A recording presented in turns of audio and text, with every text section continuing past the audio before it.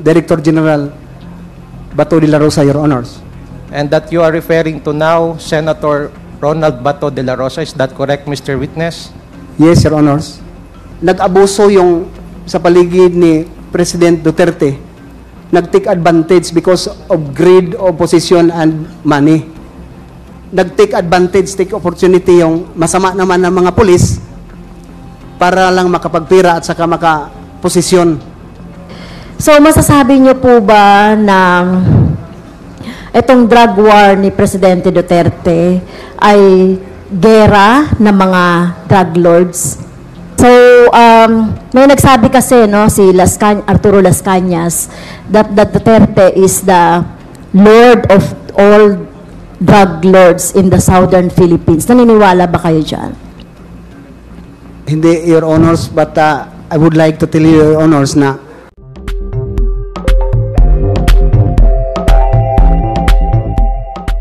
Colonel Jovi Espinido. good afternoon, sir. Your Honors. May I ask if you have a copy of your affidavit in your possession? Yes, Your Honors. May I direct your attention on page 6 of your affidavit, particularly on paragraph 30?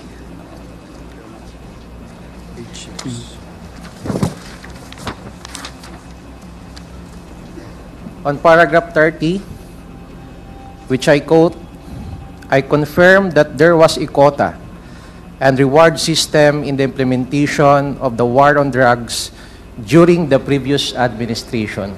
Do you confirm that statement, Colonel Espinido? Yes, Your Honors. Now my question is, and I just like to continue the flow of questioning of the Honorable Nograles. Can you please tell us, this Honorable Committee, how is the reward system being implemented during your time? Number one, Your Honors, ang quota, kung makahuli ka sa estasyon mo ng mga watch list personalities, then na-bypass mo through through implementation of search warrant, doon na ang reward mangyari, Your Honors, in my station as Chief of Police. So aside from that, can you tell us more story on how the reward system is being implemented? Yun lang siguro, Your Honors, because as I've said, reward to refund your financial when you have bypass operation, because it involves money, yung gastusin, matagal yun. Pagkatapos yung search warrant naman, involved of money. So, parang i-refund lang, Your Honors, yung mga reward na yon sa trabaho ng police. In other words, Mr. Chairman, the consideration for the reward system is all about money. Is that correct, Colonel Espinido? Yes, Your Honors. Now, I would like to direct your attention to the third sentence of your paragraph 30, which I quote, when the leadership imposed a quota of 50 to 100 per day, we only took it to mean that we had to knock on the doors of 50 to 100 households suspected of drug use or pushing.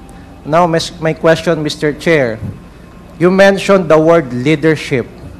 May we know, and can you please tell this honorable committee who are the persons behind or the personalities behind when you mentioned the word leadership, when we are referring on the implementation of the reward system? Your Honors, from the Chief PNP down to the Chief of Police, Your Honors. You mentioned the word Chief PNP. Who is the Chief PNP at that time, Mr. Witness? Police General, Director General Bato de la Rosa, Your Honors. And that you are referring to now Senator Ronald Bato de la Rosa. Is that correct, Mr. Witness? Yes, Your Honors.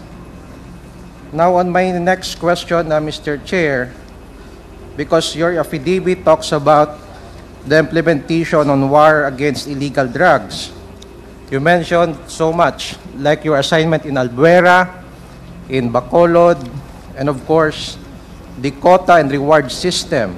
Now, my question, Mr. Chair and Mr. Witness, how would you characterize the war against illegal drug during the time of President Rodrigo Roa Duterte? It's very impressive, Your Honors. And, I'm maybe sorry, what makasabi- was the first sentence of your answer? It's very impressive naman, Your Honors, and very practical, and masabi ko, Your Honors, na marami ang nasiyahan, no? Because sa akin naman, na hinanap na yung source ng drugs. But then, it very sad to say na ang nangyari, yung mga biktima lang, no, ang napatay, yung mga poser, user. Sa akin naman, Your Honors, sabi ko I conclude na kawawa yung mga naging biktima lang para lang makatanggap ng reward. Nag-abuso yung sa paligid ni President Duterte. Nag-take advantage because of greed of position and money. Kaya maski sino na lang ang trabahuin as long na nasa watchlist ka, Your Honors. But it's very public knowledge naman sa atin dito na tayo nasiyahan sa ginawa. But then, inabuso. Yun na ang problema sa war against illegal drugs, Your Well, Honors. The first part of your answer mentions it's very impressive, it's practical, but towards the end of your answer, you mentioned that yung mga user lang ang naging biktima dito sa kampanya laban sa illegal na droga. Now, in summary, can you please describe how was the campaign against illegal drugs during that time? Is it tragic? Is it a success? Is it a failure? For me, Your Honors, successful. Why? Hindi pa nakaupo si President Duterte, millions of surrenderers. When in fact, kung ako lang ang magsalita, Your Honors, within 6 months, drug-free na ang Pilipinas. Kasi nawala na yung rampant. Kasi ang pagkategorize natin sa drug-free, mawala yung rampant. Hindi tayo makapagsabi ng drug-cleared. For that 6 months. Pero yun din, Your Honors, it's very sorry to say that nag-take advantage, take opportunity yung masama naman ng mga pulis para lang makapagpira at saka makaposisyon. Dalawa, Your Honor, sorry to say that. Thank you, Your Honors. Well, during the height of the implementation of the war against illegal drugs, are you aware that during that time there were protests, violent reactions, or comments that human rights were violated? Yes, Your Honors. So you agree do you agree that human rights were violated during those times? Yes, Your Honors. And in fact, I would like to direct your attention on the second or the last paragraph of your affidavit, which I quote, all I was able to say is that there was a violation of human rights in the implementation of drug war. Again, may I reiterate, do you confirm that statement, Colonel Espinido? Excuse, Your Honor, what paragraph, Your Honor? Sorry. Last paragraph on page 7 of your affidavit. 7, Paragraph 42. 42. Yes, I confirm, Your Honors. That would be all, Mr. Chair. Thank you. Thank you, Congressman Bongalon. The next to interpolate is Congressman Ron Salo. Maraming salamat. Thank you very much, Mr. Chair. Please proceed. Thank you. Good morning, Police Colonel Jovis Pinido. Good afternoon, sir. Good afternoon. Your Honors. Tinignan ko po kayo sa Google at nakita ko po kayo. Sabi po dito, ang description po sa inyo is known as a crusader against illegal drugs. Number 2, nakita ko rin po marami po pala kayong awards and decorations. Colonel, umabot po ng 10 ang awards and decorations po sa inyo. So congratulations. Thank you, Your Honors. At nabanggit din dito, ang bansag po pala sa inyo is Duterte's drug war poster boy. Pwede niyo po bang pakisabi dito sa committee bakit po kayo nabansagan na Duterte's drug war poster boy? Kung sa inyo pong pagkakalam. Sa kanila lang yung Your Honors, hindi na ako baguhan yung mga ganon, Your Honors, kasi nakita man sa trabaho natin. Pero yung pagkasabi noon, siguro sa accomplishment ng Albuera at saka Paruhino Groups, Your Honors. Sa tingin po ninyo, dahil po doon sa accomplishment po ninyo doon, kaya po kayo nabansagan na President Duterte's drug poster boy. It may be, Your Honors. Nabanggit ninyo po kanina, siguro dahil binabanggit po dito na kayo ang poster boy. At nabanggit din po ninyo kanina tungkol po sa pagre-report po ninyo kay President Duterte. Tama po ba yung dinig ko po kanina? Yes, Your Honors. Actually, binabasa ko po yung affidavit po ninyo, Colonel. Wala po kayong nabanggit po dito kay President Duterte except sa paragraph 28. So, mayroon po ba kayong nais na idagdag dito po sa affidavit po ninyo? Wala na, Your Honors. Tungkol po doon sa pagre-report po ninyo, nabanggit din po ninyo, nagre-report po kayo kay dating Director General, Police Director General Bato de la Rosa, na ngayon ay senador po natin, at kay President Duterte. Pwede niyo po bang explain po sa amin ano po yung nire-report po ninyo at pangilang beses po kayo na nakapag-report kay President Duterte? After operation, Your Honors, sa Osamis, sa Albuera at saka sa Osamis, Your Honors. Pangilang beses po kayo na na-meet ninyo in person si President Duterte? Mga 4 or 5, Your Honors. Na-meet po ninyo in person? Yes, Your Honors. Kung na-meet po ninyo, nagkaroon din po ba na pagkakataon na tinawagan din po kayo, pareho po ni Senator De La Rosa? No, Your Honors. No. Puro lahat po yun personal na pagkikita? Yes, Your Honors. Sa 4 na 5 beses na pagkikita po ninyo na nakapag-report po kayo, ano po yung pinag-usapan po ninyo? First, Your Honors, kinocongratulate ako, appreciate sa trabaho. Pagkatapos, magkumusta siya. Ako naman, Your Honors, as yung pinakababa na junior officer ba, masayahan ako na kami na makausap naman yung Chief of Staff, yung Presidente, Commander-in-Chief. For me, Your Honors, ginawa ko na pagsabi sa kanya, ito sir ang drugs. Sinabihan ko sa Your Honors na ako sinali ni Gamboa sa Malaysian drug trafficking. Ako sinabihan ni General Bato na tumanggap ng pera. What I've heard from his mouth, Your Honors, galit siya. In fact, I remember na nandyan sa tabi ko si Secretary Anyo at the time, na sinabihan niya na, Sir, palitan na lang natin yung pulis ng army. Galit din siya sa nangyari na sinali ako, Your Honors. Yun ang masabi. Pagkatapos, yun man kasi, Your Honors, ang trabaho at saka gusto ko din para makapag-pray ako sa kanya na bawat magkita kami, pinagdasal ko siya. Siya lang magsabi right after maglabas ako na, Joby, always observe, wag mo akong ipahiya. Always remember in accordance with the law, always, Joby, wag mo akong pahiya. Yun talaga ang marinig ko sa kanya na pagsasalita from his mouth. Mr. Chair, ulitin po natin. So, mga 4 to 5 beses po ninyo na meet personally si President Duterte at nag-report po kayo. Ang sinabi po ninyo, yung una, dito po sa pagkatapos itong Albuera assignment po ninyo, Leyte. Pangalawa, dito po sa assignment po ninyo sa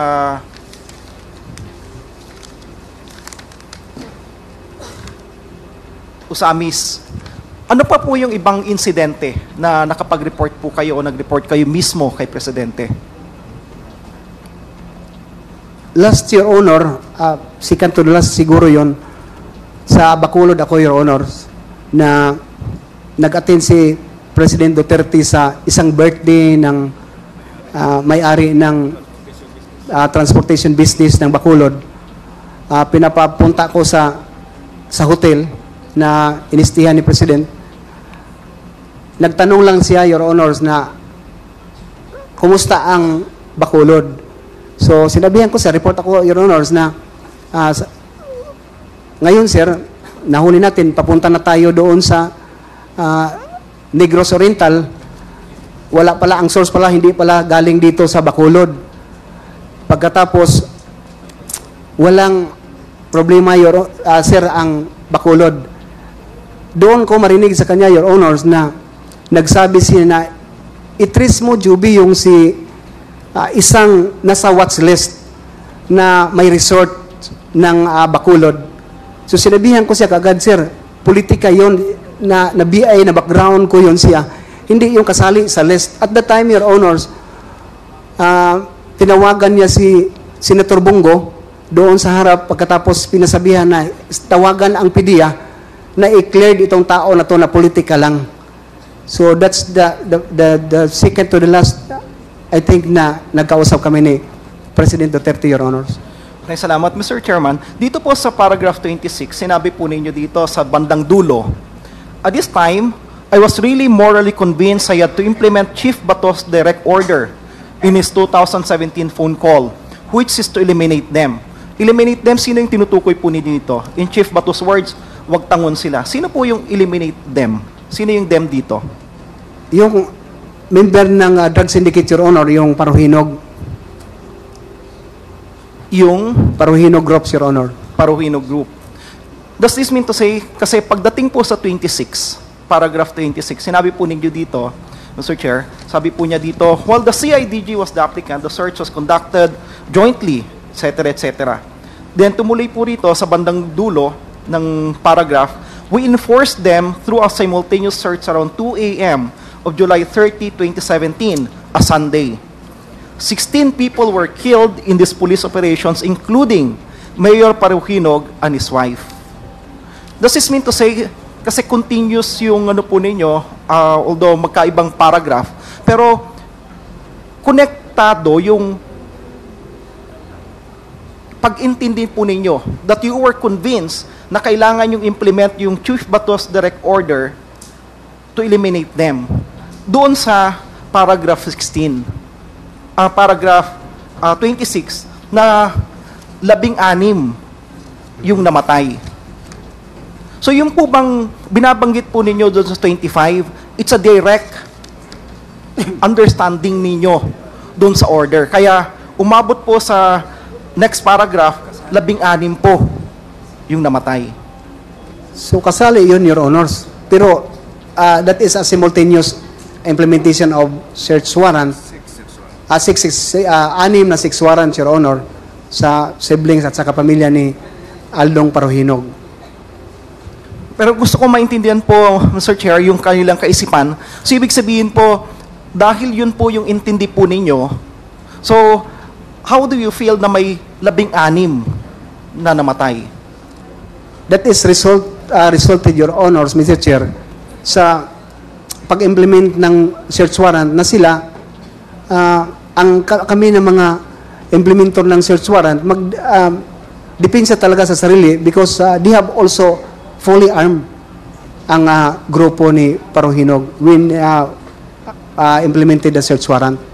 So ano po yung tingin po ninyo doon sa 16 na namatay? So they are considered necessary doon sa pag-implement po nung order po na ini-implement po ninyo? It become necessary, Your Honors, because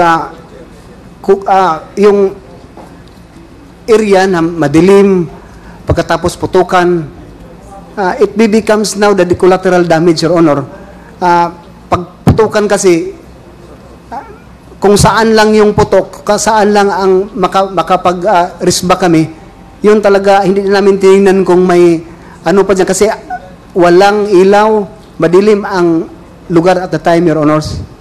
So, yung tingin po ninyo sa kanila, itong mga namatay po na 16 are collateral damage.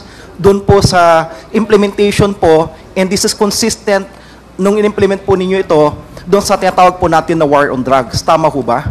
It may be ganon, Your Honors. Kindly wind up, Congressman Salo. Thank you, Mr. Chair. Dito po, binabanggit po ninyo may reward system.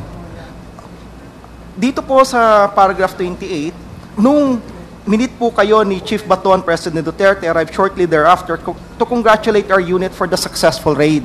Ano po yung sinabi pa po sa inyo, kung maalala po ninyo? Nag-congratulate lang, Your Honors, na salamat na accomplish yung sa accomplishment mo. Pagkatapos, ganun lang, binigyan ng plaque of appreciation at saka may schedule na kami na natanggap sa Krami, Your Honors, following weeks or months na nangyari. Binabanggit din po ninyo, panghuli, Mr. Chair, na mayroong reward system. Kayo po ba nakatanggap din, yung kayo mismo personally, o yung mga kasama po ninyo doon sa unit, ng any reward for the neutralization itong Paruhinog group? Sorry to inform, Your Honors, na yung natanggap ko, matandaan ko lang, yung kay Mayor Aldong Paruhinog, na buhay pa siya na nag-reward ng 600,000 sa mga nahuli namin na malaking drug poser ng Ozamis. Po ang nag-reward, Mr. Si Chair? Mayor Paruhinog, Your Honors. Si Mayor Paruhinog. Sila kayo po yung binigyan, yung unit po ninyo, ng 600,000. Yes, Your Honors. Para saan po yung nagamit po yung 600,000 po na yun? Sa mga nahuli na mga malaking drug poser ng Ozamis, Your Honors. Salamat po, Mr. Chair. Wala na po ako Thank you, Congressman Salo. Let me remind the members that we still have another witness that we will present before the committee. So, kindly shorten our questions directed to Colonel Jovi Espinido. So, the next to interpolate is Congressman Sia Alonto Adyong. You recognize. Thank you, Mr. Chair. Mayong hapon, Colonel. May hapon, sir. Mayong hapon. Nais ko lang balikan po. Tanungin kita doon sa laysay mo on paragraph 7. And this is a portion of the affidavit under paragraph 7 na gusto kong i-quote. I was able to read these affidavits together with the logbook. Ito, you're mentioning about the payola system, yung payment, no? Yung binabayad ng mga protectors dito sa page 7. At sinabi mo, I was able to read the affidavits together with the logbook that was enclosed with a copy of clear checks in the name of PNP officials. As such, I have learned that top PNP officials were receiving money from the Espinosa. And you were, after that, turned over this logbook, copies of the clear checks and affidavits with Police Brigadier General Francisco Imburon, then the PNP Provincial Director of Leyte. Alam niyo po kung nung nangyari after you turned over these logbooks, ano po yung naging action? Na-dismiss lahat, Your Honors, ang na-file natin ng mga officers. Na-dismiss lahat? Yes, Your Honors. Naka-duty sila, balik silang duty. So ibig sabihin, merong ginawang investigation, meron pong case na na-file dito sa mga listahan ng mga pangalan, and eventually na-cleared. Yes, Your Honors. Okay. Ilang months pa ho ba nila ginawa yung mga investigation na ito? Nag-file ako ng November of 2016, Your Honors. 2017 na confirm yon kasi pinadalan ako ng notice ng RIAS at sa NIAS na individually kinausap na nila to confirm ang mga witnesses sa Albuera. At the time, Your Honors, na-assign na ako sa Ozamis, March 2017. Yung Mr. Chair, kasi importante din ho natin malaman yung timeline dito, no? Nung pagbigay niyo po dun sa logbook na yon and they started the investigation, how many months do you think, as a regular process, do you think for a final, say for example, judgment to be rendered down? What is the regular process? Ilan pa po ba pala yung mga nasa listahan? Kasi ang sabi niyo po, parang you maintain that these names will be retained in the logbook. Ibig sabihin, ayaw nyo po ipadelete. So, probably you know the names of all these and PNP officials that you saw in the logbook, no? The regular process ho ba, ilan ho sila? Sa Rias at saka Ilan ho sila? Yes. mga 23, Your Honor, so natandaan ko, if I'm not mistaken, 23, may NIAS 8, may DOJ 8, may ombudsman na 4. So hindi lang ho sila lahat PNP officers? Yes, Your Honor. Okay, see. So doon po sa PNP officers, usually, mga yung regular na process, sabihin natin na dumaan sa normal na proseso na pagpalagay natin walang outside intervention of influence. How long would it take, for example, for a case to be either dropped or dismissed, or would go further for for further complaint or investigation? Pinakahaba na yun, Your Honors, yung 6 months. 6 months. Pinakahaba In the na. case of all these names involving PNP officers in the logbook, ilang months po sila nagkaroon ng investigation, and then how long will the investigation last before the dismissal of order was rendered down? For 4 months, Your Honor, 3 to 4 months, may ginawa ng investigation ang Rias. And sa palagay niyo po, masyado mabilis ito? At the time, Your Honors, mabilis. Okay. Sinabi niyo yun ho dito, kasi mukhang sabi niyo, dun ho kayo nagre-report diretso kay then PNP Chief Bato de la Rosa, no? How many times did you actually go to the Chief PNP to report a certain assignment? First, Your Honors, when I assigned in Albuera, nag-courtesy call ako sa kanya sa Krami. Then the next, pagbalik ko, Your Honors, nag-report na ako ng accomplishment sa Albuera. Pangalawa. Pangatlo, sa Usamis ako, Your Honors, nung kasagsagana ng assignment ko sa Usamis, March, April, 3 lang beses, Your Honors, na nakapagpunta ako sa Krami. Doon po sa 3 beses po kayong nag-usap ni then Chief PNP, now Senator Bato de la Rosa, kasalay ho pa ba dito doon sa sinasabi niyong nagkaroon kayo ng verbal altercation, nung nagkaaway or nagkaroon ng argument kayo ni certain Senior Superintendent Albert Ferro? Yes, Your Honors. Kasama po doon sa pangatlong pag-uusap ninyo? Pangalawa, Your Honors. Doon pangalawa.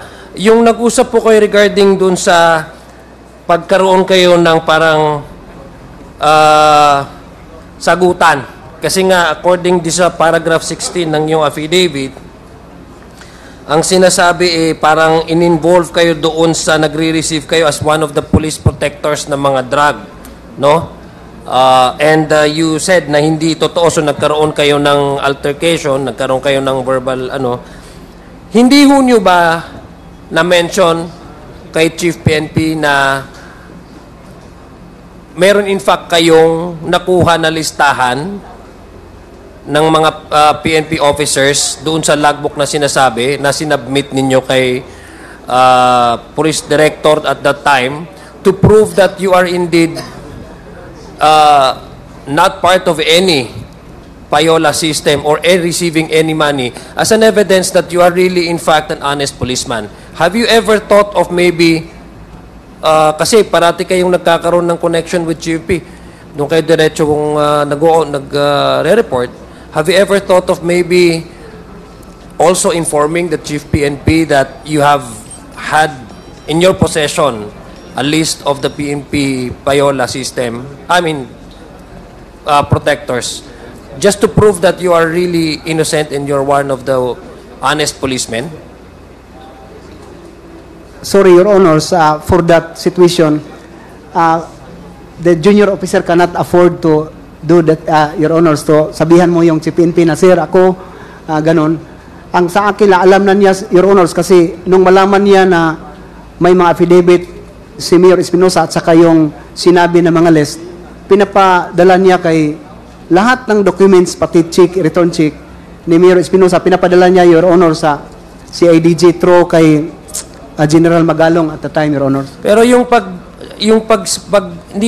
pagbigay niyo po ng logbook nung lahat po ng listahan ng mga police kay provincial director, sa palagay niyo po ba hindi ito na-report sa ating chief that time, Chief PNP Bato de la Rosa? O aware po siya kasi nung time na ito, war on drugs di ba? Ang top priority ng ating administration, war on drugs, di ba?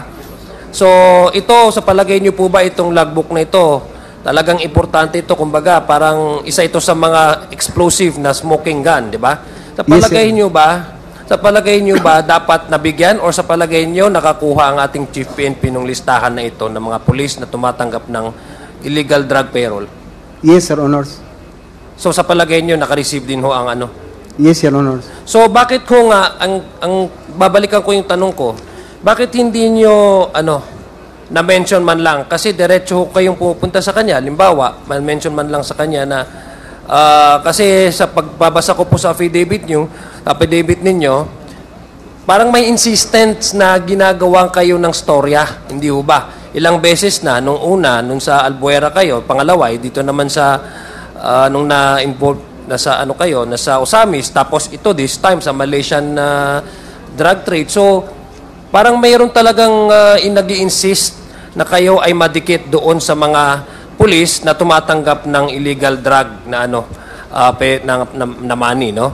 So, having that access to the then Chief PNP, because sabi niyo nga siya diretso ang tumatawag po sa inyo, bakit hindi ho kayo nagkaroon ng isang pagkakataon, halimbawa, na masabi sa Chief PNP na just to prove your innocence, that you are in fact clearing all the missions that were given to you, and you have in fact in your possession some names who are allegedly involved in receiving money from drug trade, illegal drug trade?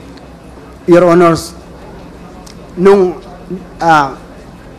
nag-uusap kami ni Chief PNP Bato de la Rosa, nung sinabi ko kanina na that's the time, first time na ako napaluha, na kaharap ko siya, na sinabihan ko, bakit sir, sinali niyo ako sir? Anong kasalanan ko?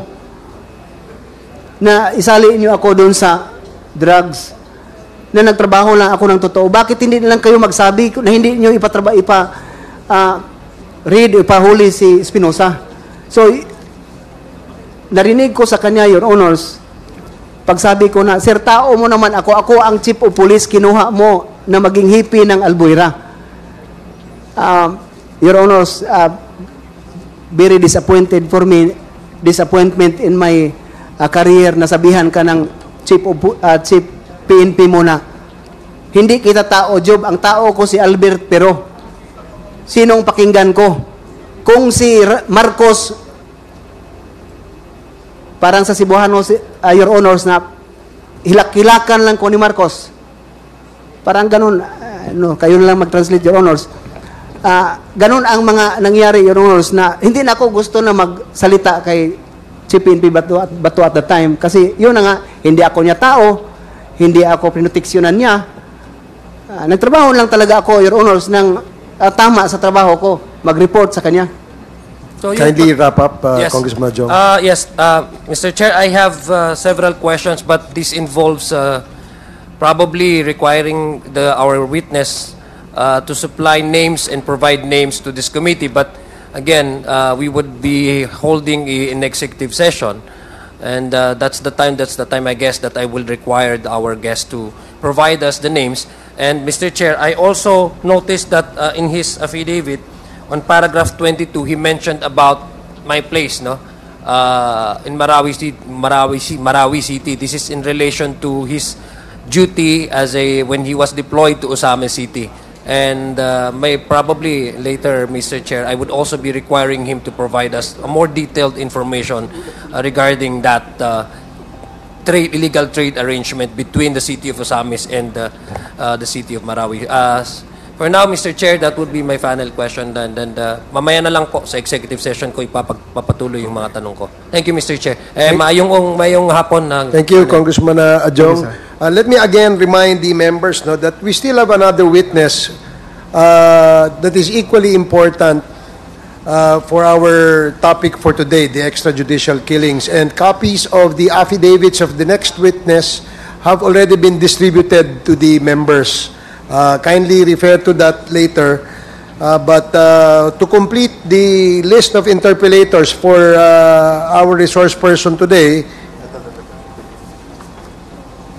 the next to interpellate is Congresswoman Franz Castro, and then Congressman Richard Gomez, and then Congressman Serge Dagook, and a short manifestation by Congressman Dan Fernandez, short manifestation by Congressman Paduano, and then a little recap from Congressman Acop, and then we proceed to the next witness. Congresswoman Franz Castro, you are recognized. You have 5 minutes. Thank you, Mr. Chair. Konti lang po ito, no? Tungkol dito sa drug war. So, bilang isa sa Colonel, bilang pong isa sa isa sa mga matataas na opisyal ng PNP, at dahil kayo rin po ay na-involved, no, dito sa drug war ni dating Presidente Duterte. So, masasabi niyo po ba na itong drug war ni Presidente Duterte ay gera ng mga drug lords? Siguro, ma'am, ganun. Well, Obvious sa na gera ano. ng mga drug lords, ang mga naapektuhan ay libo-libong mga kababayan o mga inosente rin. O kung mga user man yan, mga medical cases, mga drug pusher yan, may problema sa economics and medical mental health.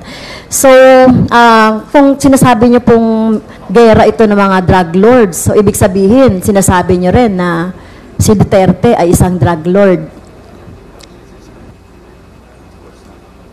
Of course not, ma'am, but sa umpisa, yun ang pagtingin ko na talagang para sa mga drug lord. Pero ngayon, natapos ang mission ko, yung accomplishment na ako na nasali, so ako magsasabi na ang kompetensya lang ang trabaho, hindi yung sa kanila. Parang ganun lang, Your Honor. Yes, kompetensya ito ng mga drug lords, tama po ba? Yung war on drugs ni Duterte. Hindi para tapusin talaga yung yung droga, yung problema natin sa droga. Well, tumigil pa siya pansamantala, pero nagtuloy-tuloy pa rin.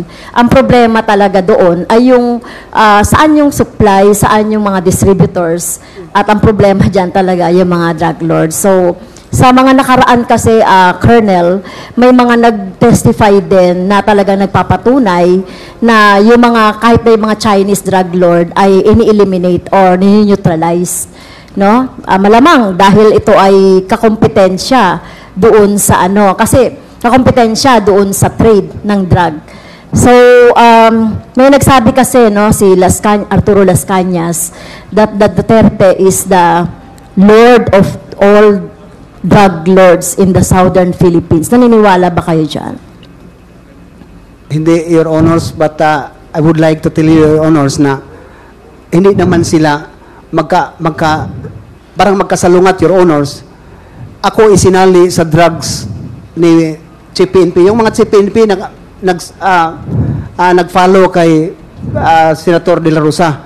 Pero si President Digong, from his mouth, na-cleared ako. Hindi siya nag-confirm na ako kasali. In that moment, Your Honor, na tinanong siya ng media, na-cleared ako. Kaya sa akin naman, in fairness, Your Honor, no? Sorry.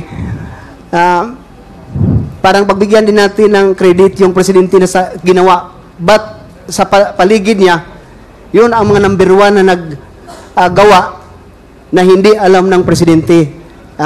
Sorry talaga, Your Honor, kung yun lang ang sa pagtingin ko ba. Okay, so baka naman baka naman medyo nahiya ka lang dito sabihin, pero siguro sa executive session ay titignan natin 'yan kasi talagang ang nakikita natin sa mga naiimbestigahan natin isa lang talaga yung yung motive nitong war on drugs. So unang-una nga nagkaroon talaga ng maraming patayan. So sinasabi mo rito, Colonel, sa area of jurisdiction mo, walang namatay o walang nabiktima? Ito, yung line, ano po, no, sinasabi ninyo na walang nabiktima doon sa inyong, ano, no, sa inyong area of jurisdiction. Yes, Your Honor, sa Albuera, walang namatay sa illegal drugs operation. Ang namatay doon, Your Honors, yung mga security ni Kerwin sa illegal possession of firearms kasi fully armed sila. Wala ding nahuli na kuha na drugs. They are all fully armed, long firearms na mga security ni Kerwin for my 1 week in Albuera. Pero sa drug operation, Your Honors, even in Bacolod, ni isa, Your Honors, na may patay sa possession of firearms or sa drugs na operation. So, sa area of jurisdiction nyo, that time, walang namatay Yes, Your na Honor. mga biktima? Yes, Your Honor. Yung, okay, sigurado po kayo doon. Yes, Your Honor. Okay? Sinasabi nyo sa number 34 ng affidavit ninyo, you did your job faithfully at hindi kayo na-promote. I'm always in some derogatory list. So, mabigat yung sinabi nyo sa institusyon. PNP is the biggest crime group in this country. Paano nyo yung mapapatunayan? Mapatunayan ko, Your Honor, kasi ako ang biktima. Ako ang biktima. Bakit hindi ako magsabi? Ang kalaban ko, pulis lang. Samantala, Your Honor, kilala ko ang mga pulis. Ang daming pulis din na faction na magsasabi sa akin na, Job, mag-resign ka, huwag kang magsyado magkumpiyansa kasi kalaban mo pulis lang. Kitang-kita, Your Honors, na si Kerwin Espinosa hindi binigay sa akin, so sa kanila yon si Kerwin Espinosa. Halatang-halata na ang leader ng Paruhinog Group, si Nova Princess Paruhinog, at saka si Ardot Paruhinog, na leader ng bank robbery, highway robbery, may mga kaso sa Usamis, hindi ibinigay sa akin. Sana masulbad na yung problema, pero ang ginawa, hindi. Bakit, Your Honor? Yung nga tinignan ko, sino ang kakampi ko? Anong gusto nila? Ma-eradicate talagang. Kaya ako, Your Honor, Sotilio, hindi ko gusto i-minimize ang drugs. Eradicate talaga, and it can make as a chief of police for the previous assignment, Gandara, 1 month, 2 months, ako, Your Honor, Sotilio, nag-declare ang non-government organization na illegal free. Illegal free, hindi lang drug free. Illegal logging, illegal fishing, sinali ko na yung mga bawsi. Sa San Miguel, Leyte ako, Your Honor, nag-chief of police ako for 6 months. For 3 months to 4 months, nag-declare ang San Miguel, Leyte ng illegal free. Kung saan ako, Your Honor, illegal free. Bakit hindi magawa ng police hanggang ngayon mayroon ang drugs? So, ang ibig sabihin, to cut you short kasi maiksi na yung panahon, Colonel. So, ang ibig sabihin, sinasabi nyo na kayo-kayo yung nag-aaway doon sa drug trade, ang mga PNP. Tama ba? It may be, Your Honors. So, yung mga drug lords na hindi naman PNP ay protector nyo or ibig sabihin kasama dito sa mga syndicate ng mga PNP officials na kasama po dito sa drug war. It may be, Your Honors. Okay. So siguro, Mr. Chair, yung mga pangalan, doon na lang sa executive session na lang natin. Thank you, Mr. Chair. Thank you, Congresswoman Franz Castro. The next to interpellate is Congressman Richard Gomez. You're recognized. Our Vice Chair for of the Committee on Dangerous Drugs. Thank you, Mr. Chair. Mr. Chair, my inquiry today will be based on the documents submitted by Lieutenant Colonel Jovis Penido. This was submitted to this committee. Now, if ever there are sensitive questions that would incriminate him, maybe I can ask when we get into executive session, Mr. Chair. Good afternoon, Lieutenant Colonel Penido. Good afternoon, sir. Meron ho ba kayong copy ng affidavit na binigay niyo sa amin? Yes, Your Honors. Can you please take a look at the first page, number 4. Pakibasa niyo nga ho sa akin yung second sentence ninyo on your assignment sa Albuera? Number 4. I was supposedly the only one capable of disbanding the Kerwin Espinosa drug group operating from that area. Okay. And then sa number 5, Lieutenant Colonel Espinido, pakibasa nyo nga rin po yung first sentence nung number 5. Soon after, I received a formal order from Camp Crami assigning me as Chief of Police, COP of Albuera, Your Honors. Yung next sentence, in my 18 days, In my 18 days as Albuera COP, I was able to disband the group of Kerwin Espinosa, alias Kerwin's father, Mayor Rolando Espinosa, then Mayor of Albuera, surrendered to me, okay. Your Honors. Thank you. Lieutenant Colonel Espinido, alam niyo ho ba kung nasaan si Kerwin Espinosa ngayon? Nandiyan na sa Albuera, Your Honors. Alam niyo ho ba kung na-disband na yung grupo niya? Hindi, Your Honors. Hindi pa na-disband yung grupo niya. Sa ngayon, Your Honors. So, ang buong paniwala ninyo is nag-ooperate pa rin siya? Yes, Your Honors. Okay. Sa number 10, on page 2, pakibasa nyo nga, Colonel Espinido, yung number 10, first sentence. Mayor Espinosa had a list of police generals and other PNP officials who received money from their group as indicated in the ledger and in the copies of cleared checks that we were able to recover from their accountant. Your Honor. Thank you. Mr. Chair, because it will be very sensitive for us for Colonel Espinido to divulge the names right now. Maybe during executive session, we can ask the question and Colonel Espinido can give us the details on this. Okay yan, Colonel Espinido? Yes, sir. Okay. Yes, Your Honor. Now, I will go to page 3. Number 16. Colonel Espinido, pakibasa nyo nga ho yung second sentence ninyo. I believe Chief De La Rosa was involved in the dismissal of the cases that I built up against Kerwin Espinosa, including the burying of the cases that I was building against his police protectors or cuddlers who have been receiving money from him. Colonel, medyo mabigat din itong statement na ito. Bakit buong paniwala nyo na ito nga ho yung ginawa ni Chief De La Rosa at the time? Your Honors, Mrs. Chair, ang police, pag ikaw mapailan ng complaint sa RIAS, the RIAS will conduct an investigation Yes. recommending the penalty of that said police officer to the regional director. If the police involved make an appeal, it will go to NAB, National, then the Chief PNP will now decide if go or no go ang penalty na dismissal from the service sa mga na-involved na police. Sila lang ang may authority, yung RD at saka si PNP, na mag-decide na, Your Honors, ito siya i-dismiss to. Ito, hindi. May kasalanan ka o wala, Your Honors. Colonel Espinido, punta ho tayo sa page 6 dun sa affidavit ninyo.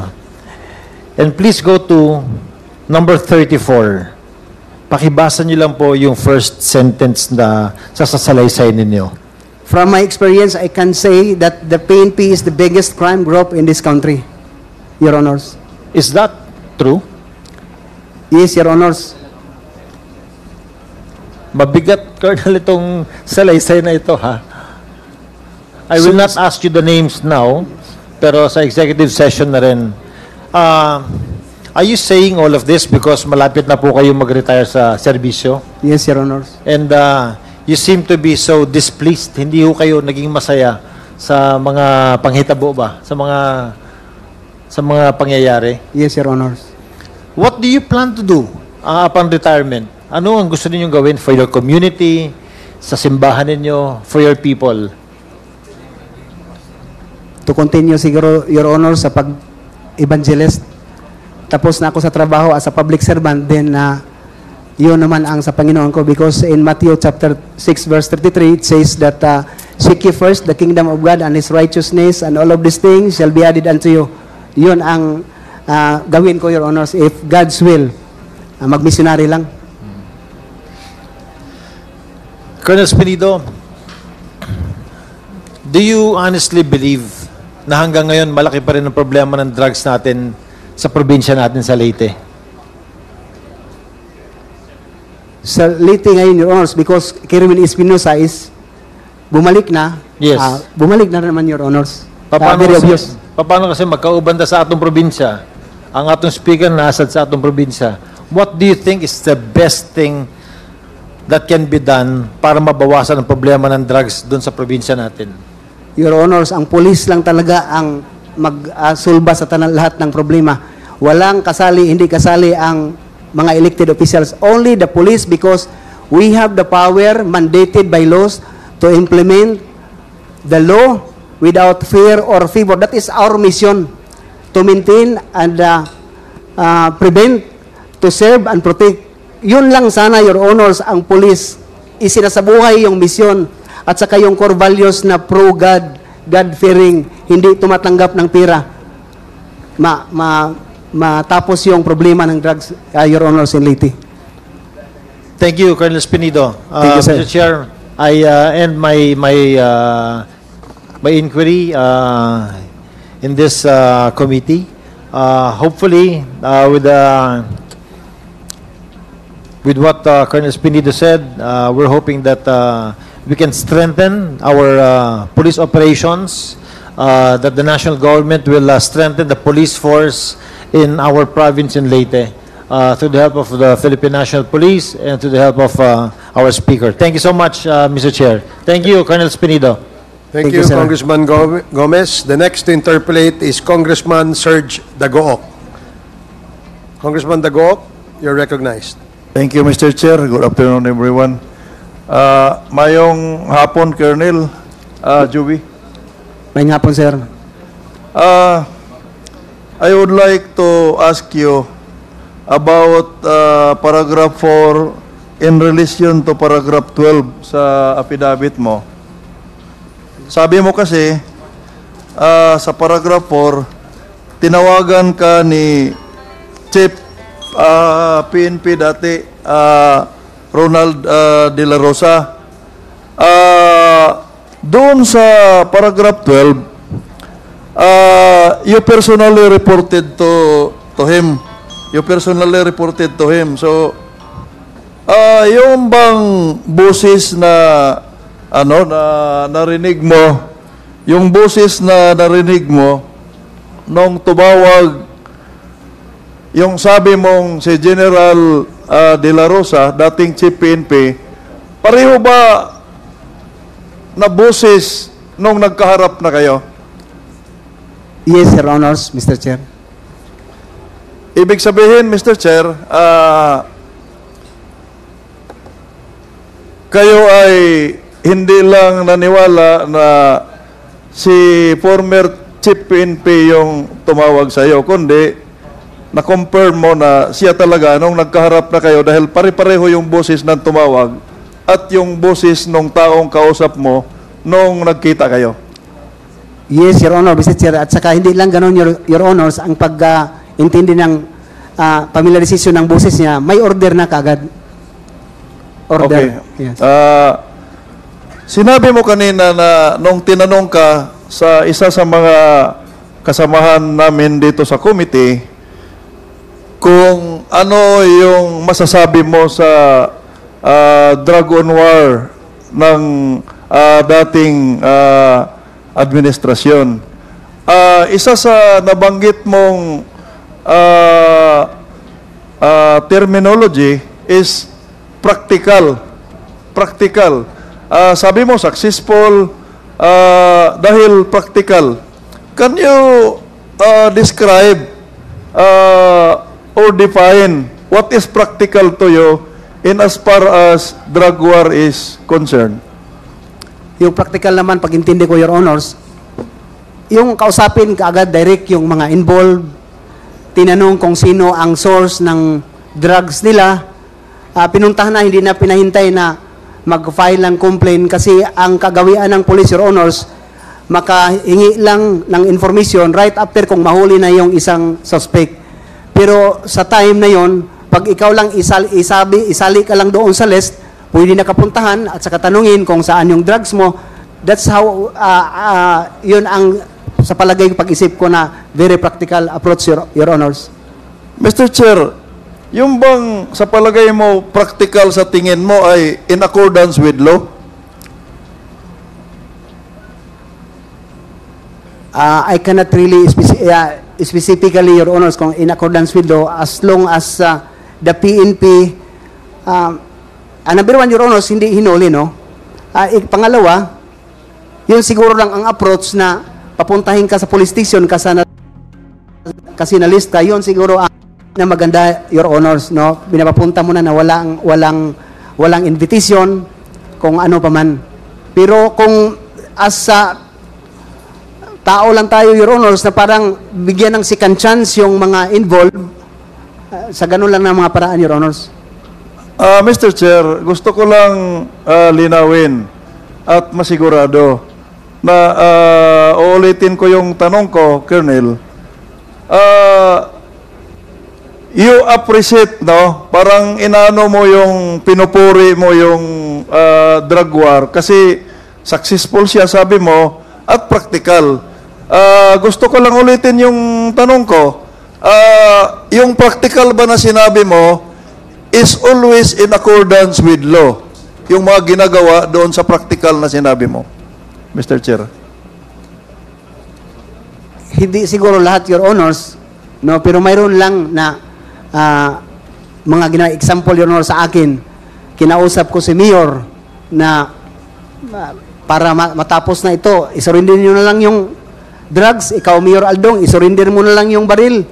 Ikaw, Adot, isurrender mo lang yung mga tao mo na involved.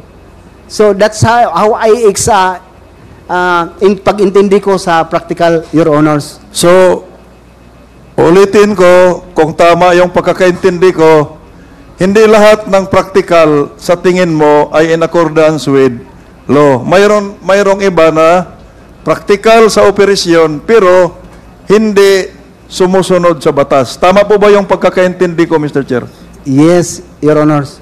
I admire you, Colonel, for being candid. I really admire you for being candid, no? Hindi selective yung inaamin mo. Now, dito sa reward system, ang dami nang nagtatanong, ano yung 50 to 100 per day na quota, may 20,000, may galing sa STL.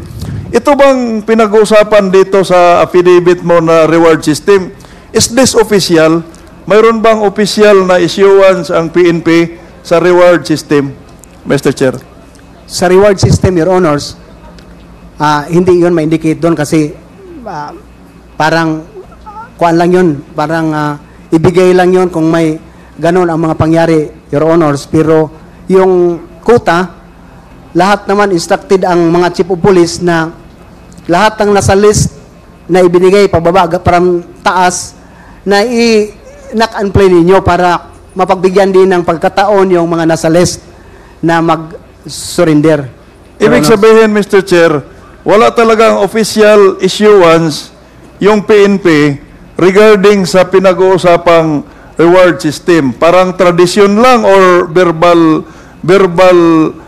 order lang. Parang ganun po ba yun, Mr. Chair? Verbal lang, Your Honor. But in my station, Mayor Paruhinog declaring talaga na pag makahuli kayo, Chief, dito ang kaugalian namin, magbigay kami ang LGU ng 100,000 per operasyon ng buy-bust kung malaki ang mabuy-bust ninyo. As Colonel, no, junior officer ka, alam mo ba na dito sa Kongreso, taon-taon, may budget po na intelligence fund sa PNP? Alam mo ba yon? Alam ko, Your Honors. Una, sinabi mo kanina that you were a victim of robbery, hold-up, and extortion. Ito yung panahon na bata po kayo, no? May asawa na ako, Your Honor, sa 1992. 96 ako na police, 1992 nangyari, 91, 92. So, hindi pa po kayo police nang mangyari po Yes, ito. Your Honor. So, you confirm that yun po kayo naging victim. At pangarap nyo po na maging isang mabuting police. Am I right? Yes, Correct? Your Honor, Mr. Chair. At 12 taon po kayo naging patrolman. Wala po sa mga affidavit nyo to eh. And that's the reason why I wanted to verify. 12 years kayo naging patrolman. Yes, At sa Mr. pagiging Chair. patrolman nyo, 12 taon kayo naging isang mabuting police. And as a matter of fact, ay wala kayong natamo na anumang promotion. Am I correct? Yes, Your Honor. Okay. At sinasabi po ninyo na noong 2014 to 2015, which is not also included in your affidavit, ay meron kayong 60 to 70 pushers na na-apprehend. At isa lamang doon ang namatay noong 2014 to 2015. Am I correct? Yes, Your Honor, Yes. Mr. At, Chair. yung 2014 to 2015, saan kayo naka-assign at ano po ang rango nyo during that time?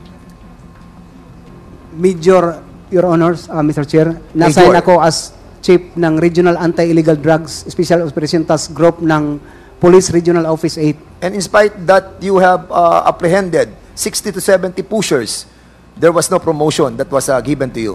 Yes, Your Honors. Okay. So, noong 2016, dumating na ang panahon ni Duterte, you were called, no? Natawagan po kayo. At ang order sa inyo, ma-disband po yan. Yung Espinosa Group. This was ordered by then General Bato. Am I correct? Yes, Mr. Chair. At during that time that you were assigned, di ba? You implemented the apprehension of these personalities without shedding any blood. Yes, Am I correct? Mr. Chair. Yes, Mr. Chair. And the custody of that personalities, Mayor Espinosa, was transferred to the provincial jail. Am I correct? Yes, Mr. Chair. So in other words, nawala na yung jurisdiction sa iyo. Yes, Mr. Chair. And then, he was killed inside the jail. Yes, Mr. Am I Chair. correct? Okay. Then after that, pumunta kay si Kerbin Espinosa was invited sa Senate. Yes, Ito, Mr. according Chair. sa sinasabi mo kanina, Yes. at nung nandun na kayo, nasa Senate na siya, sinabi mo kanina, sa Senado, bago magsalita, isang araw, bago magsalita si Kerbin Espinosa doon, a day before, kausap niya si General Bato. Is this correct? Ano po ang sinabi ni, if you have the knowledge, kung kinausap si Espinosa ni General Bato during the Senate investigation? Mr. Chair, Your Honors, si Kirwin is under custody sa office ni Police Colonel Albert Pero at the time, directed to Chief PNP Bato. Sila ang magsama. So, ang ibig mo sabihin, si Kerbin Espinosa during the time, kasama ni then General Bato. Yes, Your Honor. Okay. At dito, dito na pumasok yung sinasabing involvement mo sa Malaysia drug trafficking. Ang Malaysian drug trafficking involvement, Your Honor, Mr. Chair, is right after disband natin naman yung Paruhino groups. So hindi pa pumapasok dito. So, pero si Colonel Paro that you mentioned kanina din, kinonfirm na binibigyan ka ng 20,000 per month Yes, para Mr. doon Chair. sa drugs. Yes, Hindi ito Mr. during the investigation of Kevin Espinosa. During the investigation of Kerwin Espinosa, Your Honors, Mr. Chair. So nakita kayo ni Colonel Paro, Pero, Your Honor, Pero. yes, Pero. sorry. So si Colonel Pero, saka kayo, nagkaroon kayo ng confrontation. Am I correct? Mr. Chair, doon ako at the time kay Chief PNP Bato de la Rosa, nung mag-usap kami, bumila lang lumabas sa cubicle si Colonel Pero na nagsabi na, totoo yung job. Kausap ko si Kerwin, galing ako doon sa Abu Dhabi, nahuli natin si Kerwin, nagsabi siya na ikaw, involved ka daw ng 20,000 per month at saka doon ka na-assign sa Davao. So in other words, Mr. Chairman, wala kang history that kapag na-assign kayo sa isang area, nagkakaroon ng maraming patayan. As a matter of fact, mayroon kasi nasabi dito, you have arrested 168. Wala rin yun sa affidavit mo, but during that time, sa Osamis, 168 arrested, convicted, siyam lang ang namatay for 2 years. Yes, Your Honor, Mr. Chair. This is correct as well. Yes, Your Honor. Okay. Mr. Chair. So in other words, you're being implicated into a Malaysian trafficking group was started to evolve during your time when you were in Osamis. Yes, Your Honor, Mr. Chair. And this was perpetrated by whom? Police Major General Archie Gamboa, Your Honor, Mr. Chair. So si General Gamboa nagsabi sa iyo that you are involved in a Malaysian drug trafficking. and this was translated to an information to the Chief PNP. Yes. And Your then Honor. afterwards, nakarating kay former President Duterte. Ako na ang nagsabi, Your Honor, Mr. Chair, kay President. Galing ako kay office ni General Gamboa, pinapapunta na ako sa Malacanang. Yes. At nag-take advantage ako, Your Honor, Mr. Chair, na magsalita sa kanya na ako, sir, ganito. Yes, kanina sinabi mo 'yon. I agree with that. You were called by President Digong at sinabi sa iyo ni Digong kung bakit tinatanong mo si Digong kung bakit kasama ka doon sa drug list. Will you Yes. confirm that there are 2 drug lists during that time? One coming from Pidea and one coming from the President. Your Honor, Mr. Chair, ang PR address list that is came from the intelligence community na join sila meeting to probe kung sino itong nasa list or exclusion, inclusion, sino i-approve to para mabigay kay Presidente, Your Honor, Mr. Chair, parang kuha na lahat, parang lahat na confirm na from any or different intelligence community, nagsasabi na okay na to, ito talaga ang list ng PRRD's list, kuha na confirm na ito from the law enforcement. So those are the second drug watch list that been hold by the then President PRRD, correct? Yes, Mr. Chair. Okay, so